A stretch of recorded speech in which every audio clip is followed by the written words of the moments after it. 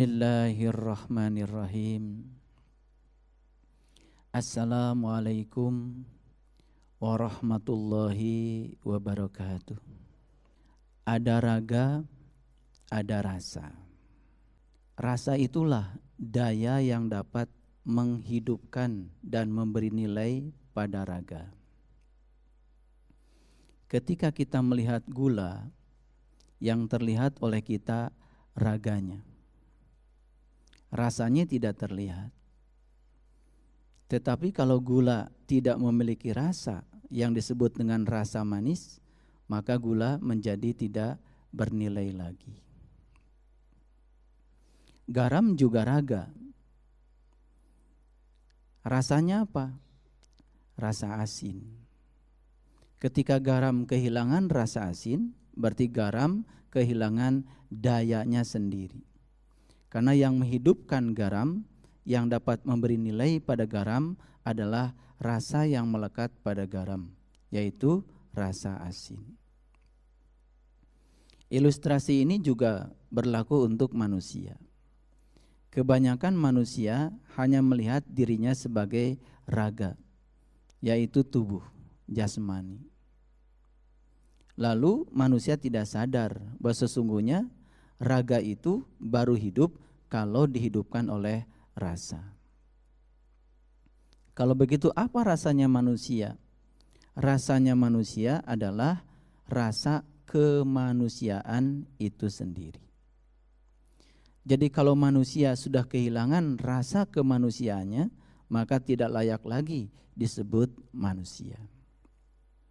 Itu sebabnya manusia yang tidak memiliki rasa kemanusiaan oleh Rasulullah SAW disetarakan dengan bangkai. Tidak memiliki nilai sama sekali. Bagaimana cara menghidupkan rasa sebagai nilai dan daya pada diri manusia? Di mana rasa itu bersemayam? Rasa itu bersemayam di bagian yang terdalam dari diri manusia yang disebut dengan ruh, yang disebut dengan jiwa. Alam rasa itulah sesungguhnya yang dapat memberikan daya pada manusia sehingga manusia layak disebut manusia. Pada kesempatan yang penuh berkah ini, kita coba menilik ke dalam bagaimana kita bisa membangkitkan daya kemanusiaannya manusia supaya manusia memiliki nilai sebagai manusia. Di dalam Al-Quran surat Al-A'raf ayat 179 Allah berfirman, A'udzubillahi minasyaitonirrajim, Bismillahirrahmanirrahim. Walaqad darokna li jahannam katsira minal jinni wal ins. Lahum qulub la yafqahuna biha. Walahum adhanul la yasma'una biha. Walahum a'yunul la yubsiruna biha. Ulaika kal an'am balhum adol. Sesungguhnya penghuni neraka jahanam itu kebanyakan dari bangsa jin dan manusia. Siapa mereka? Mereka punya kolbu, tetapi tidak pernah digunakan untuk memberdayakan dirinya. Mereka punya penglihatan, tetapi tidak pernah digunakan untuk melihat. Mereka punya pendengaran, tapi tidak digunakan untuk mendengar. Ayat ini tidak sedang cerita dimensi luar pada diri manusia.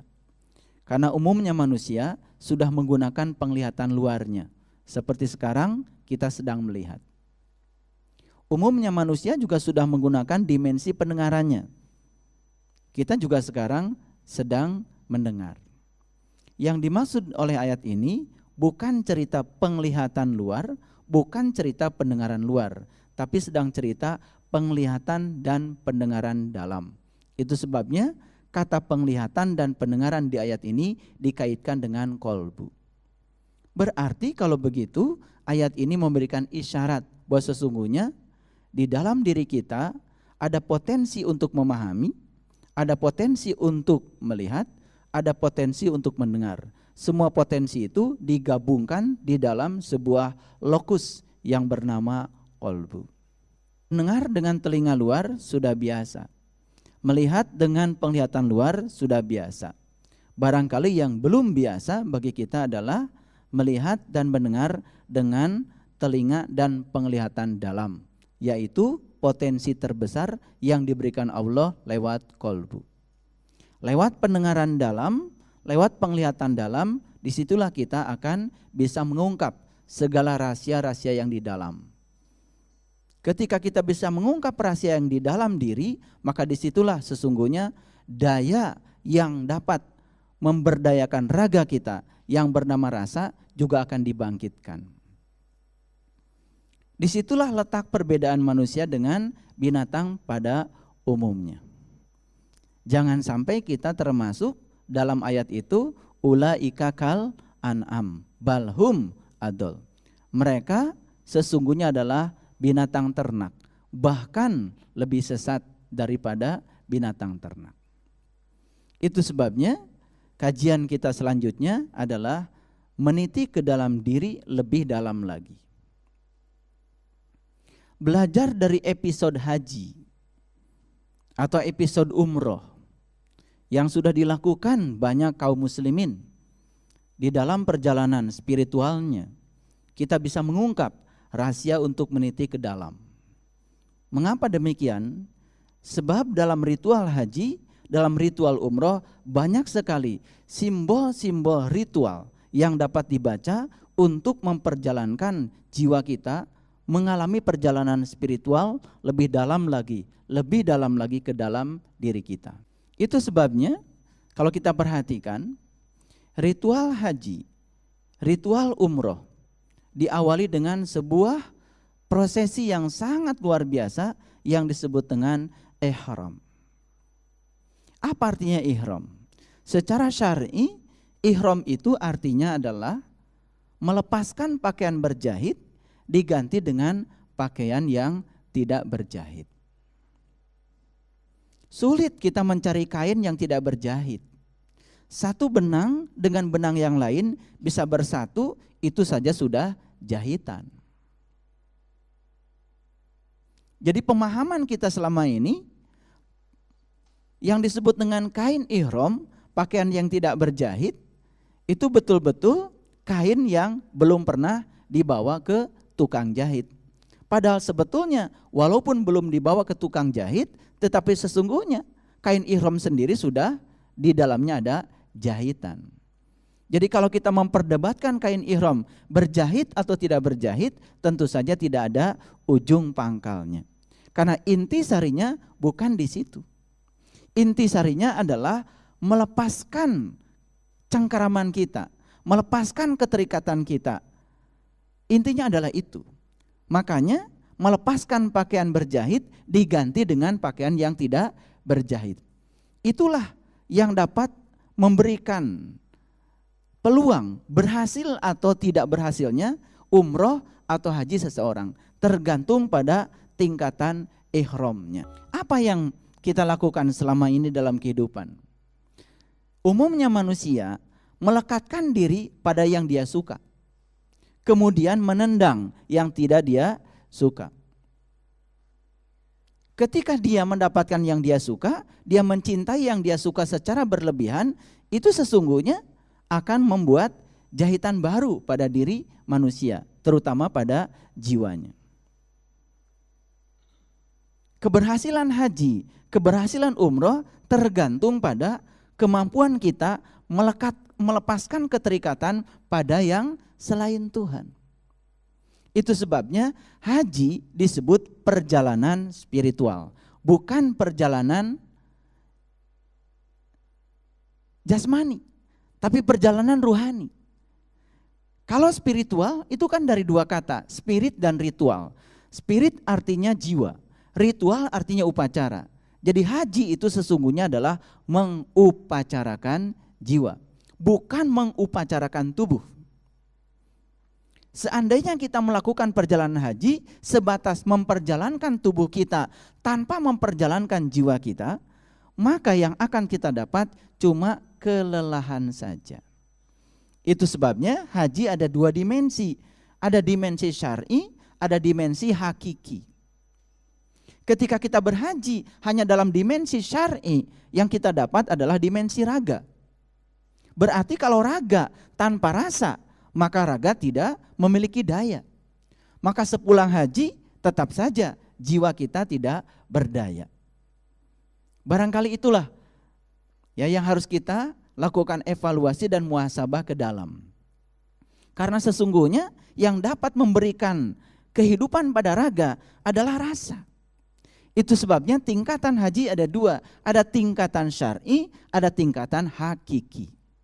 Ada tingkatan upacara secara jasmani, ada tingkatan upacara secara rohani. Di mana kesempurnaan haji? Kalau kita sudah menyempurnakan dua-duanya, baik secara jasmani maupun secara rohani. Barangkali dalam dimensi jasmani sudah banyak yang membahasnya. Maka dalam kesempatan ini saya akan membahas haji dalam dimensi yang lebih tinggi lagi, yaitu dalam dimensi ruhaniyah, sesuai dengan haji sebagai perjalanan spiritual. Mari kita lihat ya ayat-ayat tentang haji. Salah satunya di Quran surat Ali Imran, ayat yang ke-96. Di situ dikatakan, Inna awala baitin, sesungguhnya awal bait, awal rumah, wudi alinas, yang dibangun Allah untuk manusia. Lallati bibakata mubarakah, yaitu bakah al mubarakah. Wahudal lil alamin, menjadi petunjuk bagi seluruh sekalian alam. Itu 96. Lanjut ayat 97-nya. Fihi ayatum bayyinah, di dalamnya ada tanda-tanda yang terang benderang. Maqamu Ibrahim, di dalam juga ada level Ibrahim. Waman kana daholahu kana aminan. Barang siapa yang bisa memasuki bait yang tadi, maka amanlah dia.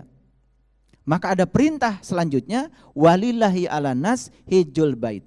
Wajib hukumnya bagi setiap nas melaksanakan ibadah haji. Ternyata kewajiban haji wajib bagi setiap nas. Barangkali ini perlu pemahaman yang lebih dalam. Haji itu wajib bagi setiap nas. Walillahi ala nas hijjul bait. Wajib setiap nas, setiap manusia berkunjung ke bait itu. Bagi siapa? Walillahi ala nas hijjul bait manis tato'a ilahi sabila. Bagi mereka yang tahu jalannya, yang tahu sabilnya. Mari kita cermati ayat ini dengan kecerdasan spiritual yang Allah sudah anugerahkan kepada kita. Kalau kita merenung lebih dalam, kita pun dalam tradisi Islam sering menyatakan Ka'bah sebagai Baitullah. Itu tidak salah secara syar'i. Sedangkan Allah menyatakan di berbagai ayat, aku bersamamu, bahkan lebih dekat kepadamu daripada urat nadi lehermu. Berarti sesungguhnya Allah bersama setiap manusia, apapun agamanya, apapun warna kulitnya, apapun bangsanya. Karena ayat itu menyatakan secara universal bahwa aku lebih dekat padamu daripada urat nadi lehermu. Mu di sini mewakili setiap manusia. Tidak dibeda-bedakan satu dengan yang lain. Jadi Allah Tuhan, apapun memberi nama pada dia, dia ada bersama setiap manusia, lebih dekat kepada setiap manusia, melampaui dekatnya urat nadi pada setiap leher manusia. Kalau Allah dekat dengan setiap manusia, logikanya berarti rumah Allah juga dekat pada setiap manusia. Berarti kita sekarang belajar dua rumah, satu rumah yang syar'i, satu rumah yang hakiki. Rumah yang hakiki adanya di Mekah, namanya Ka'bah. Siapa yang membuat? Itu yang membuat manusia. Wajib kita kunjungi? Ya tentu saja wajib, karena itu termasuk rukun Islam yang kelima. Tetapi ada satu rumah lagi yang Allah nyatakan di Quran, inna awala baitin wudi'a linnas. Rumah pertama yang aku bangun untuk manusia. Siapa yang membangun rumah itu? Allah. Siapa yang membangun tubuh kita? Allah. Siapa yang membangun seluruh sel dalam tubuh kita? Allah. Satu sel pun manusia tidak akan pernah mampu membuatnya.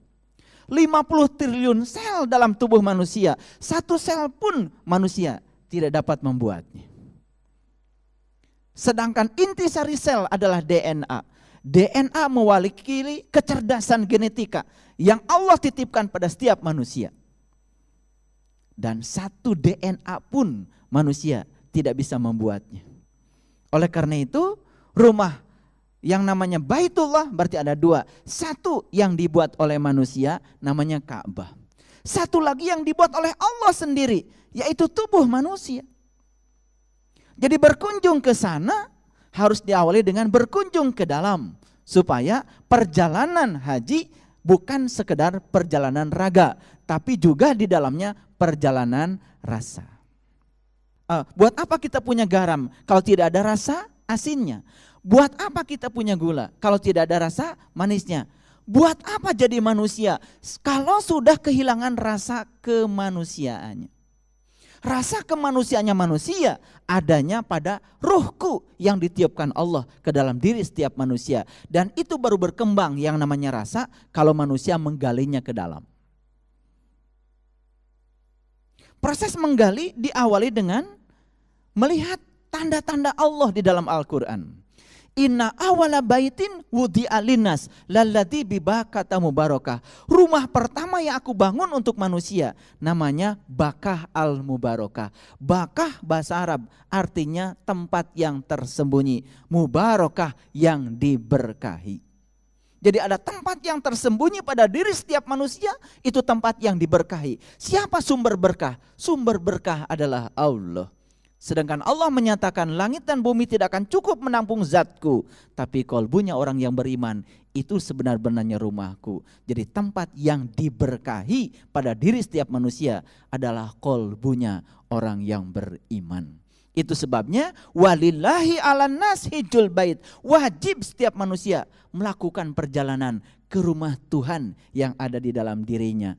Supaya apa? Untuk melengkapi perjalanan kita menuju Baitullah. Sempurna syar'inya, sempurna hakikinya. Kita akan mendapatkan pengenalan kepada Allah yang lebih paripurna.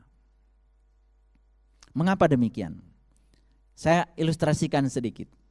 Barangkali kita bisa cerita, kita juga sudah haji berkali-kali, sudah umroh berkali-kali.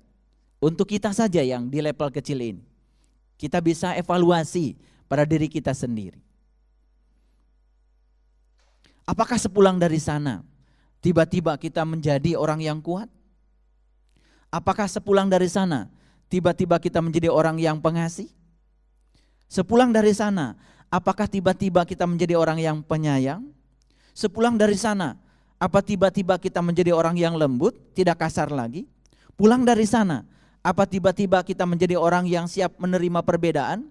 Pulang dari sana, apa kita menjadi orang yang siap untuk bisa meningkatkan toleransi kita kepada orang lain? Kan belum tentu. Kalau pulang dari sana hanya raganya saja, pulang dari sana juga tidak ada daya yang ada di dalam diri kita yang disebut dengan rasa. Sekali lagi, rasa yang harus kita bangkitkan pada diri kita adalah rasa kemanusiaan. Rasa kemanusiaan itu sudah Allah titipkan di tangan kita. Kalau kita lihat di tangan kanan kita ini ada angka 1 dan 8 huruf Arab. Di tangan kiri kita juga ada angka 8 dan angka 1. Kalau kita gabungkan 18 tambah 81 jumlahnya 99. 99 bukan sekedar nama-nama Allah. Karena nama Allah itu tak berhingga adanya. Tapi 99 adalah warisan rasa kemanusiaan yang dititipkan kepada manusia untuk dibangkitkan dalam kehidupan ini. Beruntunglah mereka yang sudah bisa membangkitkan rasa kemanusiaannya. Pengasih, penyayang, lembut, toleran, gampang memahami perbedaan, sabar, ikhlas, dan lain-lain. Berbeda dengan manusia yang belum mencapai tingkatan itu.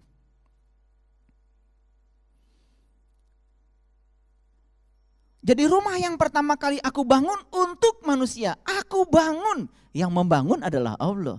Namanya Bakah al-Mubarakah. Pergi ke sana ya, menemukan Baitullah yang syar'i tentu saja tidak sulit. Bagi setiap orang bisa. Yang penting satu, punya kemampuan.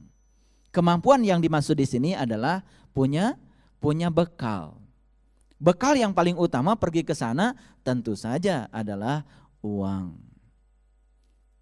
Kalau begitu yang bisa mencapai sana yang punya uang dong. Iya, kenyataannya begitu.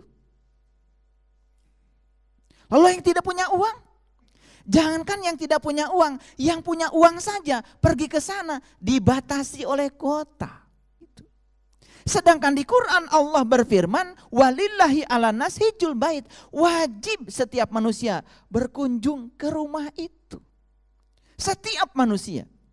Jadi kalau 7 miliar manusia di muka bumi ini wajib semuanya berkunjung ke rumah Tuhan yang ada di dalam diri setiap manusia. Tapi berapa banyak yang bisa melakukan perjalanan ke sana? Karena perjalanan ke sana itu seperti yang saya gambarkan di kuliah yang sebelumnya. Seperti mencari jejak elang di langit. Seperti mencari jejak ikan di air. Seperti mencari jejak bekas kaki itik di sungai. Sesulit itu perjalanan ke sana kalau bukan karena takdir. Kalau bukan karena takdir. Kalau bukan karena kehendak Allah. Bagi mereka yang punya kehendak, perjalanan ke sana, perjalanan yang sangat sulit. Perjalanan menuju ke rumah yang dekat lebih sulit daripada perjalanan menuju ke rumah yang jauh. Jadi perjalanan pertama adalah ihram. Ihram artinya melepaskan segala ikatan kita dengan yang selain Tuhan. Dengan yang selain Allah. Makanya dilambangkan dengan menggunakan pakaian yang tidak berjahit, melepaskan pakaian yang berjahit. Pakaian yang dipakai pun pakaian ihram, warnanya putih. Kain ihram ada 2, kok 2 lembar sih? Mungkin banyak yang tidak bertanya dan tidak memikirkan, kenapa kain ihram itu kok 2 lembar? Kenapa bukan 1 lembar? Kenapa bukan 3 lembar? Kenapa bukan 5 lembar? Kok 2 lembar? Seperti di kajian kita yang sebelumnya, di Quran surat Al-Balad ayat 90 yang sudah kita bahas. Wahadainahu najdain, aku telah berikan kepadamu 2. Tetapi Allah tidak menyuruh kita memilih salah satu dari 2. Fala aktamala aqobah, tidakkah kamu mencoba jalan mendaki? Ditawarkan 2 jalan tetapi tidak disuruh memilih salah satu dari 2 jalan. Malah ditawarkan oleh Allah jalan mendaki. Apa itu? Membebaskan diri kita dari yang 2. Berarti melepaskan diri kita dari dualitas. Itu sebabnya kain ihram terdiri dari 2 lembar. Karena apa? Yang harus dilepaskan oleh kita itu adalah 2. Apa itu? Benar salah. Suka tidak suka. Ada dan tiada. Karena manusia sepanjang hidup di dunia akan terkena hukum dualitas. Tugas kita bukan memilih salah satu, tapi menerima dua-duanya dengan keikhlasan yang sama. Itu yang disebut dengan kesempurnaan. Kita menerima orang karena kebaikannya saja, lalu menolak orang karena keburukannya, kita akan putus hubungan dengan orang. Betul nggak? Sama seperti kita menerima pasangan kita kelebihannya saja, tapi kita tidak mau menerima kekurangannya, mungkin juga akan putus hubungan. Mohon maaf, kebanyakan manusia yang putus hubungan dalam keluarganya, satu penyebabnya, karena dia hanya siap menerima kelebihan, tidak siap menerima kekurangan. Dia siap menerima kecantikan, tidak siap menerima ketika dia sudah tidak cantik lagi. Akibatnya apa? Akibatnya dia terjebak oleh dualitas. Itu sebabnya kenapa kain ihram ada 2 lembar. Tolong dipahami satu-satu, perlahan ya, tetapi pasti nanti sampai kepada tingkatan yang paling tinggi dari haji. Itu yang pertama. Siapa yang pakai kain ihram? Kan bukan perempuan. Yang pakai kain ihram selalu laki-laki. Perempuan cukup pakai baju putih-putih. Kita tidak pernah menemukan perempuan pakai pakaian ihram. Barangkali bagi sebagian orang gak usah dipermasalahkan. Kan contohnya juga seperti itu. Karena semua yang kita lakukan kalau sebatas raga, tidak ada pemahaman, tidak akan memberikan rasa. Supaya ada rasa yang membangkitkan raga, maka kita harus paham. Harus ada pemahaman edukasinya. Supaya kita jadi pintar. Sama saja kalau kita ditanya, ya, mengapa laki-laki itu harus lari ketika sa'i? Perempuan kan tidak usah lari, walaupun guru senam. Laki-laki walaupun sudah payah tetap harus lari, itu syar'i, tidak bisa ditolak. Tapi lebih dari itu, apa makna dibalik itu semua? Nanti kita akan masuk pada episode yang itu. Jadi sekali lagi, kain ihram ada 2 lembar, yang menggunakan adalah laki-laki. Saya merangkum dari 30 juz Quran. Ternyata di Quran itu ada pasangan-pasangan. Contoh, ada kata langit di Quran, pasti ada kata bumi.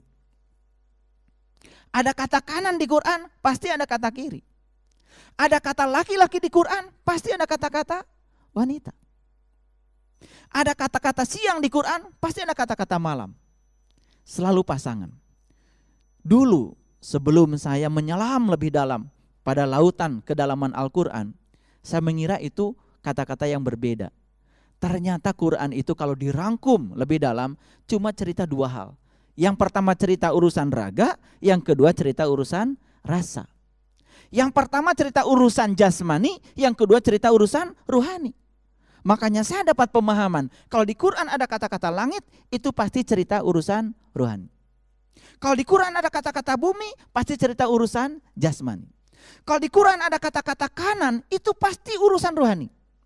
Kalau di Quran ada kata-kata kiri, pasti urusan jasmani. Kalau di Quran ada kata laki-laki, pasti urusan ruhani.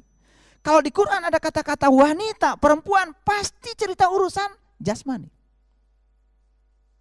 Makanya kalau kita memahami lebih dalam Quran, luar biasa.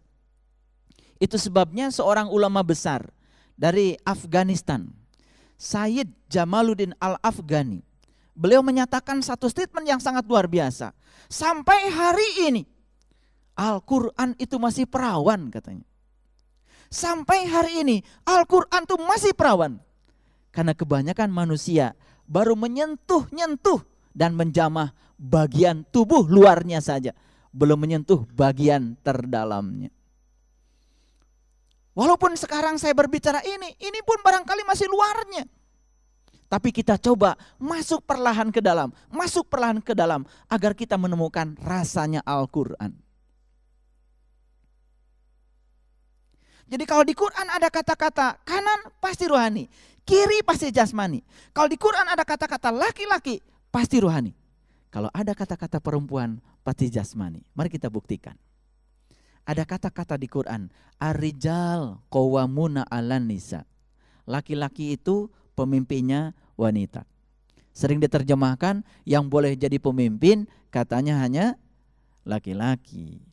Jadi ini kan semacam diskriminasi pada kaum perempuan. Tapi kalau dipahami laki-laki sebagai ruhani, perempuan sebagai jasmani, yang berhak menjadi pemimpin, mereka yang sudah menemukan ruhaninya di dalam jasmani, yang sudah menemukan potensi dirinya di dalam tubuhnya, yang sudah bisa mengangkat jiwanya sebagai pemimpin bagi pikiran dan tubuhnya. Kalau kita dipimpin oleh orang yang sudah bisa mengangkat jiwa sebagai pemimpin dirinya, tubuh dan pikirannya, dia berhak menjadi pemimpin. Jadi mau siapa saja yang jadi pemimpin, terserah. Pemimpin bukan soal gender. Bahkan sekarang saya menemukan data, hampir di semua universitas, anak-anak yang berprestasi kebanyakan adalah perempuan. Bahkan di kelas saya yang belajar fisika, laki-laki itu menjadi minimal dan kebanyakan perempuan. Bahkan yang berprestasi kebanyakan perempuan. Lalu kalau mereka tidak boleh menjadi pemimpin gara-gara pemahaman yang keliru. Jadi siapa yang berhak menjadi pemimpin? Siapa saja. Mau laki-laki atau perempuan secara jasmaniah, yang penting yang sudah bisa menemukan jiwanya, yang sudah menemukan potensi dirinya, yang jiwanya sudah memimpin tubuh dan pikirannya. Kalau manusia yang sudah dipimpin tubuh dan pikirnya oleh jiwanya, dia bisa memimpin dirinya, memimpin keluarganya, dan pasti dia bisa memimpin orang lain. Lalu ada pernyataan lagi di dalam Quran, di surga itu katanya kebanyakan kan bidadari. Kalau kita memahami secara dangkal, bidadari kan bagiannya siapa? Bidadari bagiannya laki-laki. Berbicara tentang surga berarti dimensi rohani. Yang akan masuk ke surga kan dimensi rohani, dimensi kesadaran. Jadi wajar kalau di sana ditempatkan bidadari. Jadi ibu-ibu dapat juga bidadari, kalau jiwanya bisa masuk sana. Bapak-bapak dapat bidadari, kalau jiwanya masuk sana. Lalu ada pernyataan dalam hadis, ternyata di dalam hadis Bukhari, di dalam hadis Muslim, dalam kumpulan Bukhari, dalam kumpulan Muslim, nomornya berbeda kalau kita lihat. Tapi hadisnya sama. Rasulullah bersabda seperti ini, aku menyaksikan ternyata di surga itu kebanyakan orang-orang fakir. Dan aku menyaksikan ternyata di neraka kebanyakan perempuan.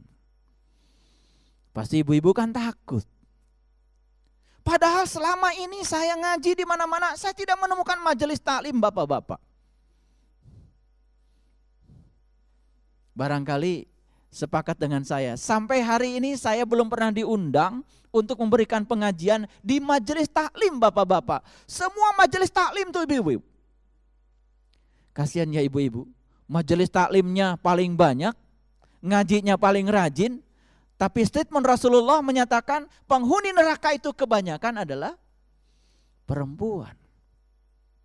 Kalau perempuan dipahami sebagai perempuan secara syar'i, menjadi tidak masuk akal.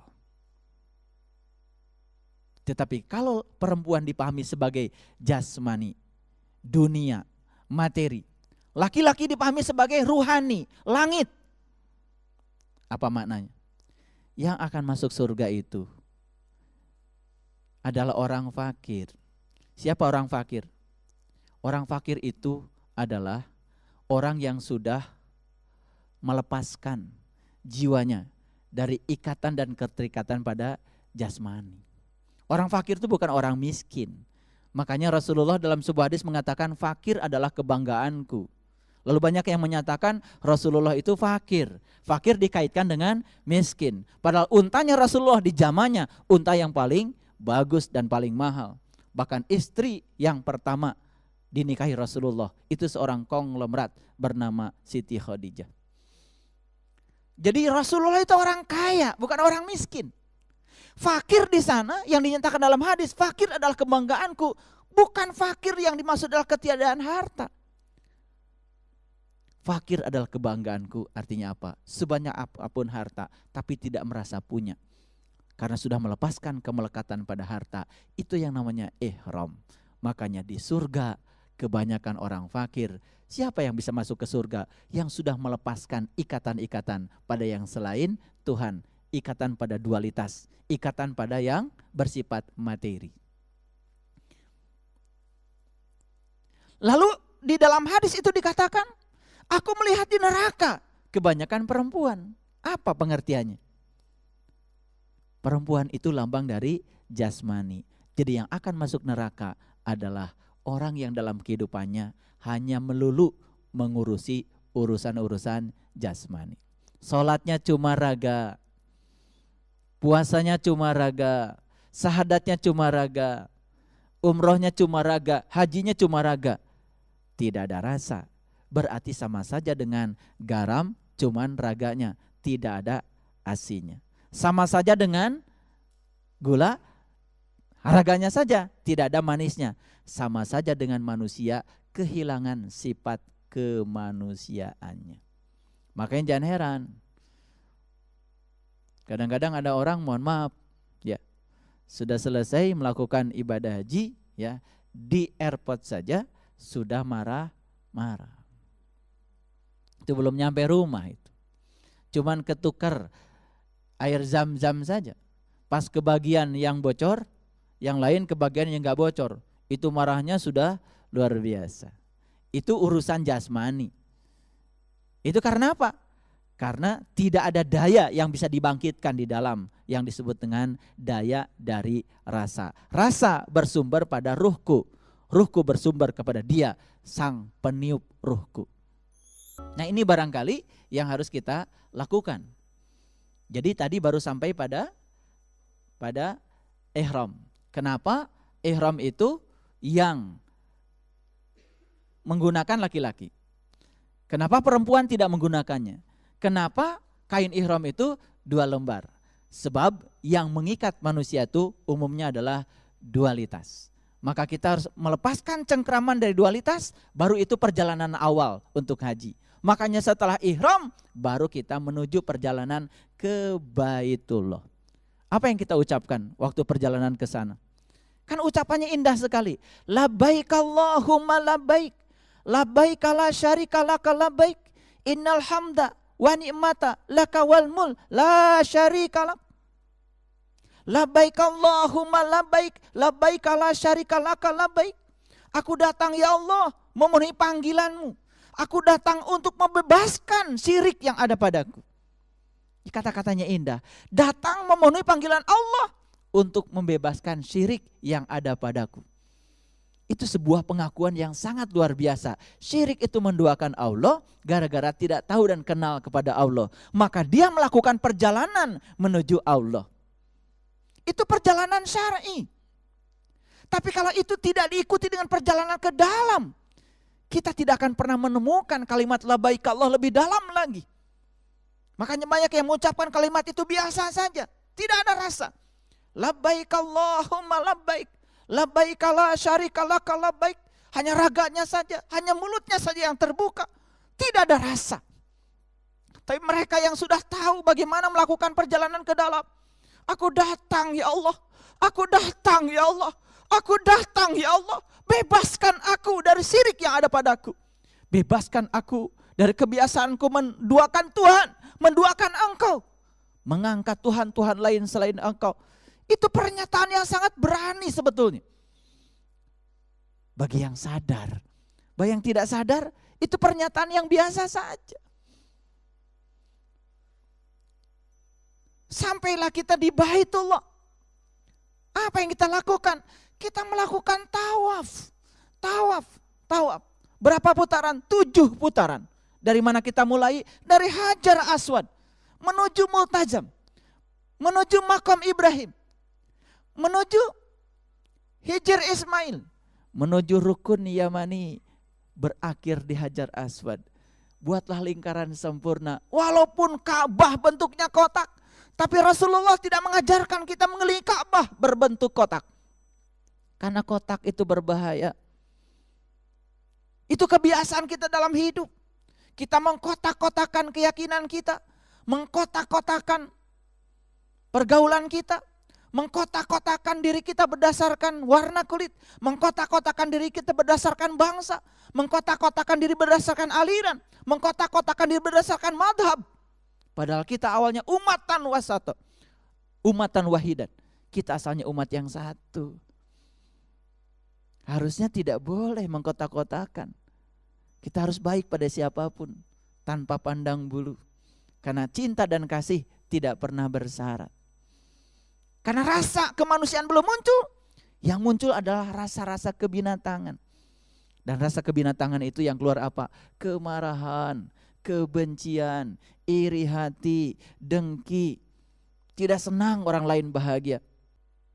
Kenapa rasa itu tidak muncul? Satu penyebabnya, karena rasa itu tidak pernah diizinkan untuk bangkit di dalam diri. Karena kita terlalu sibuk dalam dimensi raga. Kita lupa ketika sholat, hanya raganya saja. Jiwanya tidak pernah diikutkan dalam sholat. Akibatnya apa? Selesai sholat, jiwa tidak mengalami peningkatan kesadaran. Padahal yang akan menyatu dengan Allah adalah kesadarannya. Kesadaran yang meningkat, itu yang dibutuhkan. Sedikit demi sedikit, yang penting kesadaran terus meningkat. Sampai puncaknya kesadaran yang disebut dengan Sidratil Muntaha. Puncaknya kesadaran. Makanya Rasulullah itu bertemu dengan Tuhan di puncak kesadaran. Walaqad ra'ahu nazlatan ukhra inda sidratil muntaha indah jannatul ma'wa id yaghsha sidrati ma yaghsha. Dari mana kita mulai tawaf? Berapa putaran kita tawaf? Saat kita tawaf, yang laki-laki pakai kain ihram. Menghadap kemana? Bagian kiri sini yang menghadap Ka'bah. Bukan bagian kanan. Itu juga simbolik. Hati-hati. Karena apa? Kiri tadi lambang dari materi. Kiri lambang dari jasmani. Ka'bah itu adalah materi. Maka mengelilingi Ka'bah juga ke kiri, tidak ke kanan.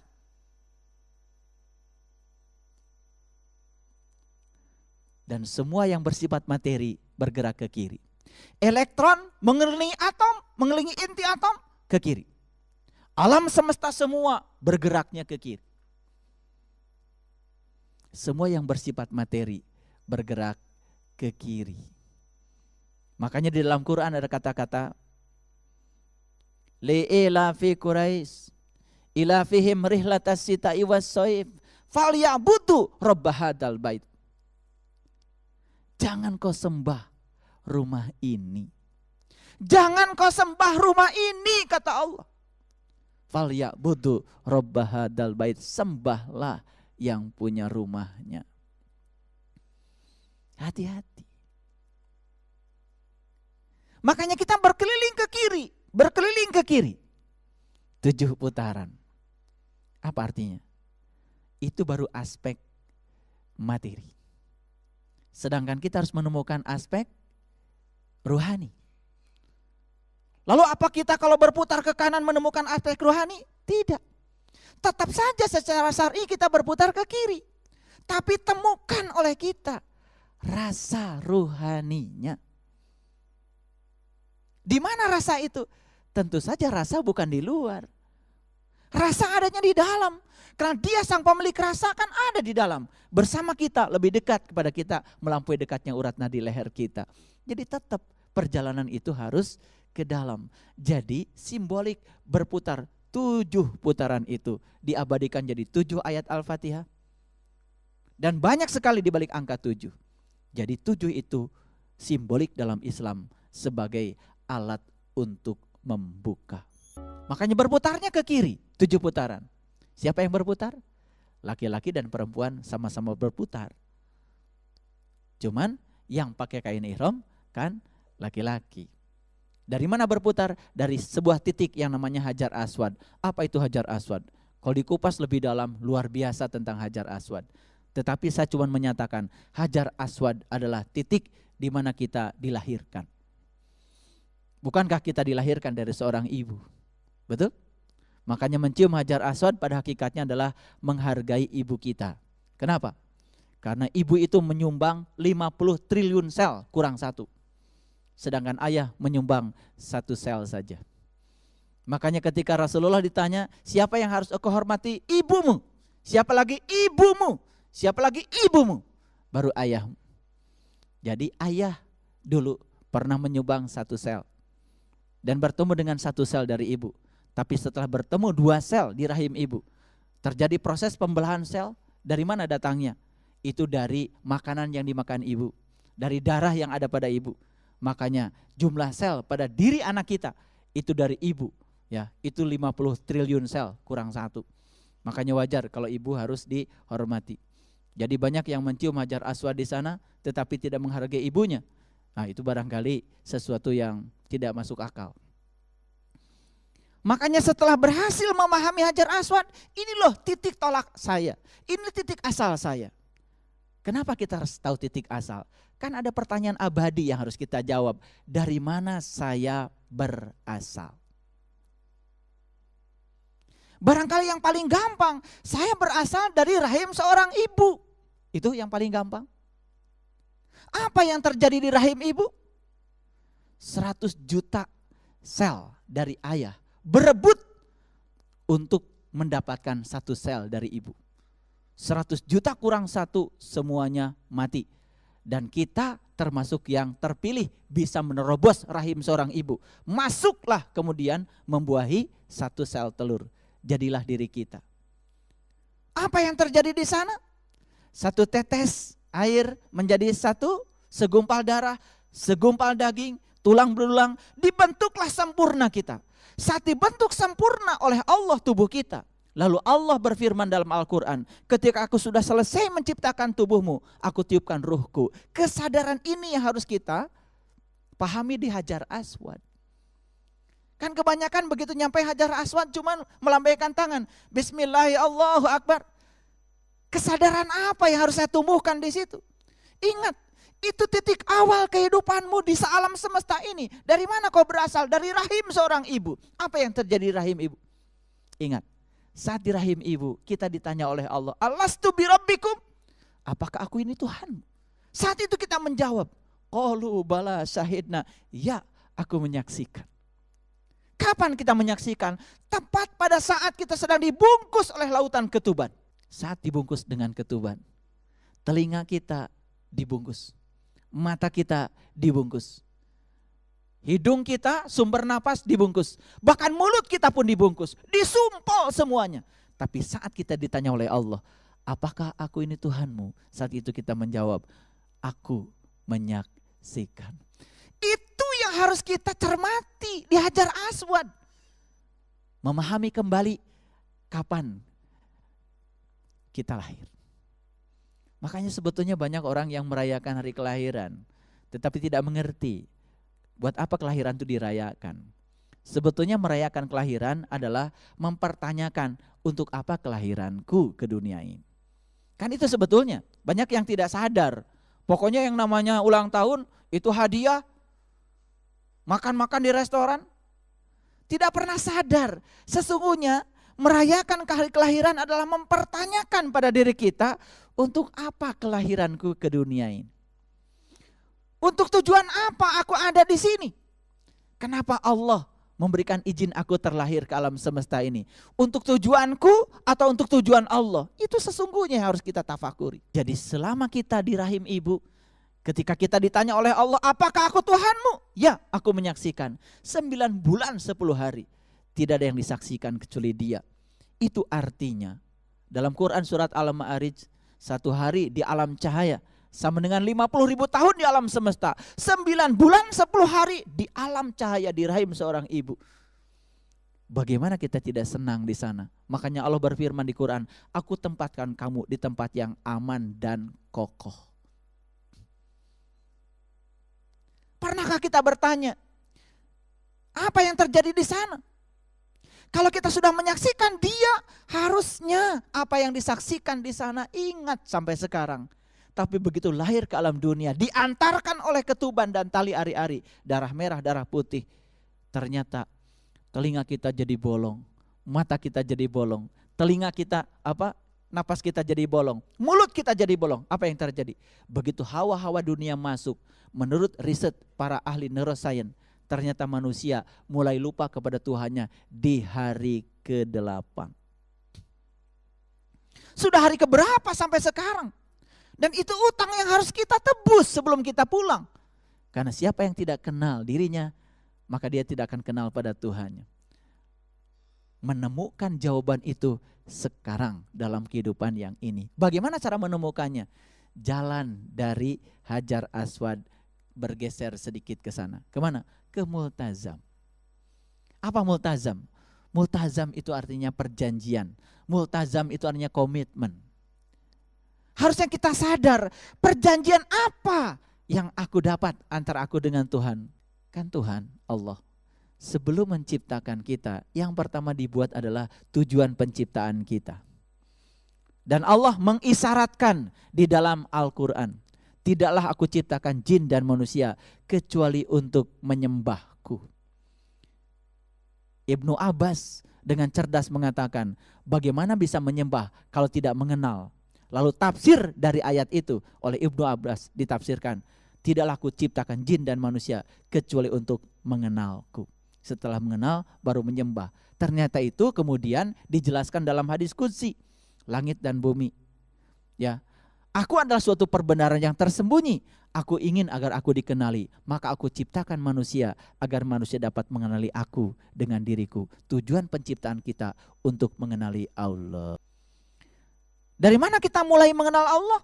Ya tentu saja dari diri kita sendiri. Kita harus sadar kita punya tubuh. Apa sih tubuh kita?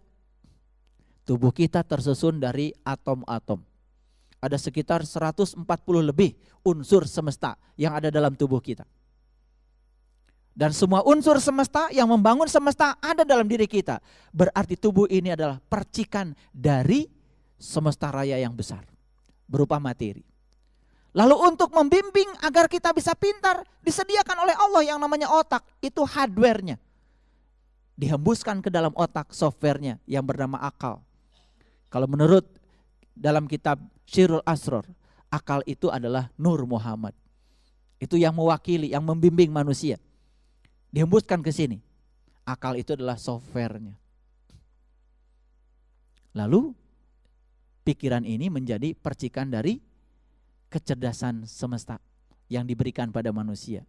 Lalu jiwa ditiupkan ke dalam tubuh manusia sebagai wakil dari kesemestaan itu sendiri. Itu sebabnya kita harus melakukan perjalanan untuk melihat rahasia tubuh, rahasia pikiran, dan rahasia jiwa. Mereka yang sudah menemukan 3 rahasia itu, di baliknya dia akan menemukan diri sejatinya. Jadi itulah perjalanan kita baru sampai multazam. Kita baru sampai multazam, mengingat kembali komitmen kita bahwa kita terlahir ke dunia bukan untuk tujuan kita, tapi untuk tujuannya Allah. Itu sebabnya hidup kita harus berserah diri kepada Allah. Bukan Allah dipaksa, berserah diri pada keinginan-keinginan kita. Shadaqallahul adzim, barakallahu li wa lakum. Assalamualaikum warahmatullahi wabarakatuh.